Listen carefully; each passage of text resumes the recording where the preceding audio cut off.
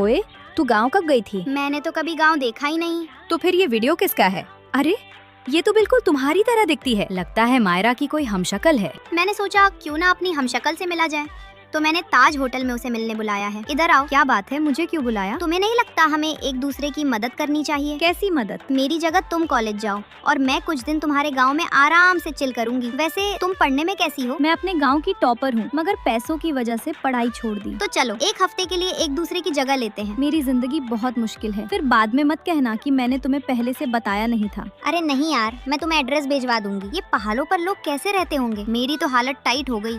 और 108 नंबर घर मिल क्यों नहीं रहा? थैंक गॉड मिल गया। चलो कलमुई, घर का एक भी काम नहीं हुआ और तू बाहर इधर उधर मटर गश्ती कर रही है। लगता है ये उसकी सास है। क्या घूर रही है? इतने पैसे खर्च करके तुझे यहाँ लाए हैं। चल जल्दी से झाड़ू लगा और पहाड़ से पानी भर कर ला। मेरा बेड कौन सा होगा? मायरा चलो कैंटीन चलते हैं। मेरा कार्ड कहाँ है? मुझे मिल नहीं रहा। उसे तो तुम अपने तकिए के नीचे रखती हो। अच्छा हुआ मायरा ने मुझे अपने दोस्तों के बारे में पहले ही बता दिया था। लगता है तुम्हें कुछ याद नहीं है। तुम अपना जन्मदिन भूल गई। ये मेरी तरफ से शॉपिंग बैग और ये फुटबॉल के लिए टी शर्ट, ये टोपी तुम्हारे क्रिकेट वाले मैच के लिए। यहाँ मैं काम करते करते परेशान हो रही हूँ और वो महारानी अपने दोस्तों के साथ मजे कर रही होगी। अगर मैं उसकी जगह न होती तो आराम से एसी में सो रही होती। ओए कलमुई, जा पड़ोस से थोड़ा नमक मांग कर ला। हेलो, यहाँ कोई है? मुझे थोड़ा नमक चाहिए। मैं जब से यहाँ आई हूँ मैंने उसके पति को नहीं देखा। वो कैसे दिखेगा? उसे मरे हुए 10 साल हो चुके हैं। उस बुढ़िया ने तुम्हें पैसों से इसलिए खरीदा है ताकि तुम्हारी बलि चढ़ा सके। चलो मेरे साथ आओ, मैं तुम्हें बचा लूंगा। बाप रे, मैं तो यहाँ बुरी तरह फंस गई। अब यहाँ से कैसे निकलूं? उसे फोन करती हूँ। उठाओ फोन, उठाओ। तुमने मुझे पहले क्यों नहीं बताया? मुझे अभी वापस आना है। पीछे देखो। तुम चली जाओ, ये 7 दिन मैं हमेशा याद रखूंगी। मैं नहीं चाहती कि मेरी वजह से तुम्हें कुछ हो जाए। नहीं, मैं तुम्हें अकेला नहीं छोड़ सकती।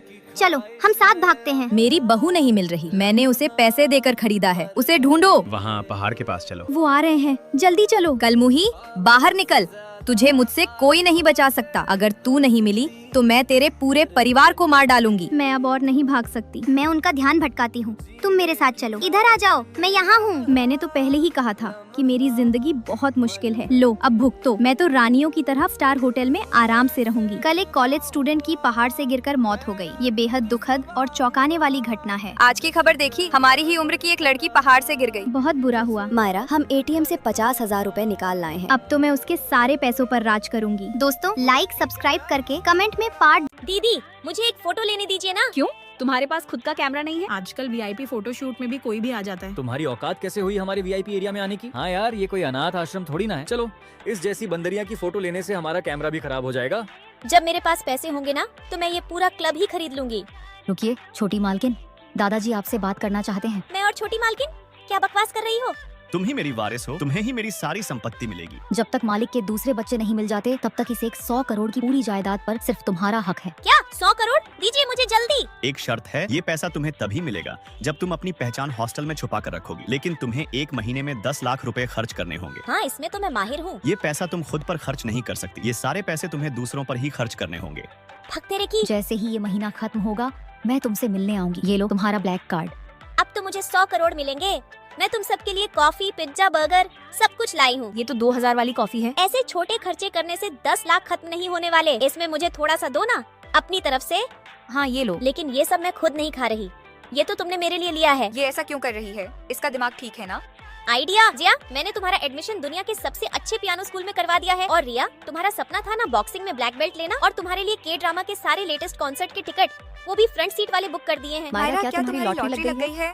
अब मुझे बस अपने इंसल्ट का बदला लेना है। इस क्लब को छोड़ो और मेरे क्लब में आ जाओ। मैं इस क्लब की लीडर बनूंगी। हाँ हाँ हाँ, मेरे साथ जो आएगा उसे फ्री में कैमरा दिया जाएगा। मेरे पिछले कैमरे की EMI भी बाकी थी, अब नहीं देनी पड़ेगी। किसे चाहिए कैमरा? हमें।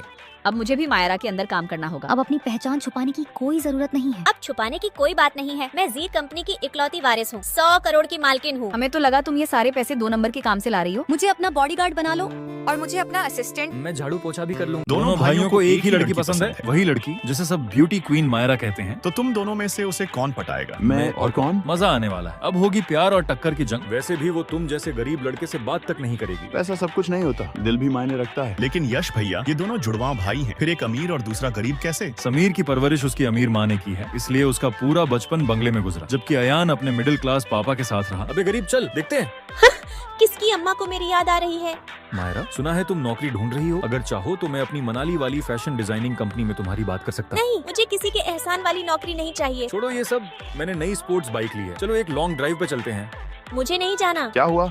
पैसे वाला समीर मिल गया प्यार? ये तो पहला चांस था, अब असली खेल शुरू होगा। देख मैं क्या करता हूँ। मेरे पीछे ये बुद्धू क्यों पड़ा है? अभी इसकी नाक तोड़ती हूँ।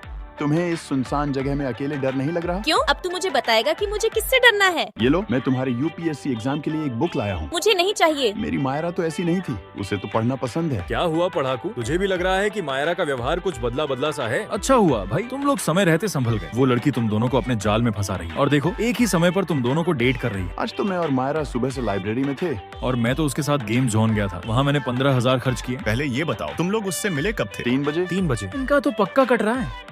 क्या तुम लोग भी जुड़वा हो? मैं छोटी बहन मायरा हूँ और वो मेरी बड़ी दीदी पीहू हैं। उन्हें बहुत जल्दी गुस्सा आ जाता है। तो हम लोग बेकार में ही लड़ रहे मुझे तो अपनी पढ़ाकू मायरा ही पसंद है। थे, और मेरे बेबी को बेस पसंद है। चल साले, हाथ कंट्रोल में रख। इसके गुस्से के आगे तो मैं भी फीका पड़ जाता हूँ।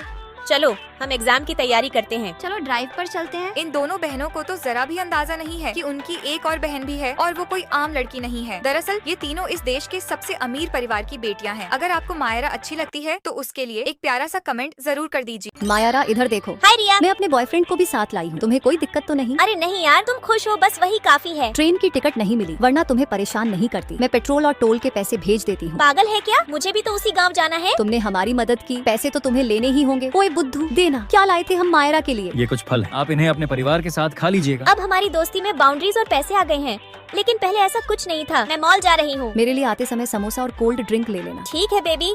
रिया मैं ले आई। उससे पैसे नहीं लोगी, इतनी दूर से सिर्फ समोसा लाने गई थी। हमारे बीच पैसों की कोई बात नहीं आती। ये लो बड़ी दीदी, मेरे हाथों से ये खा लो। मुझे तुम दोनों की दोस्ती से जलन होने लगी है। सच में ये दोनों अलग कैसे रहेंगी? मायरा प्लीज आज मेरी अटेंडेंस लगा देना। हाँ समझ गई। ये आज तो मजे से फिल्म देखूंगी। मैंने अपने और जिया के हिस्से का काम भी कर लिया, क्योंकि मेरी दोस्त को आज अपने बॉयफ्रेंड के साथ फिल्म देखने जाना था। इस काम के लिए तो तुम्हें रिया से एक कॉफी लेनी ही चाहिए। हम दोनों एक दूसरे की मदद पैसों के लिए नहीं करते।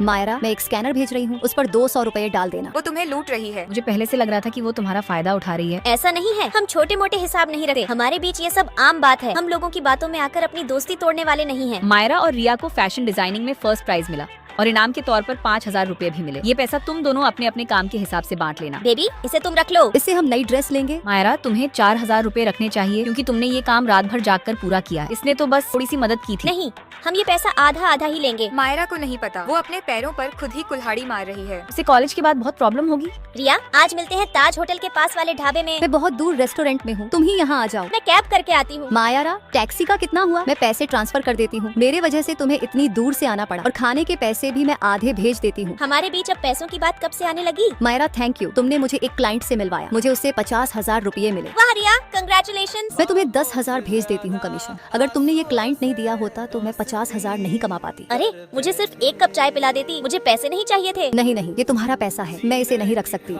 हम इतने दूर कब हो गए? पहले हम कभी ऐसा सोचते तक नहीं थे। चलो चलते हैं। हम जितने बड़े होते जाते हैं, दोस्ती के बीच पैसे और बाउंड्रीज आ जाती हैं और हम उसी में फंसते चले जाते हैं। दोस्तों, अगर मैं आपको अच्छी लगती हूँ तो एक प्यारा सा रेड हार्ट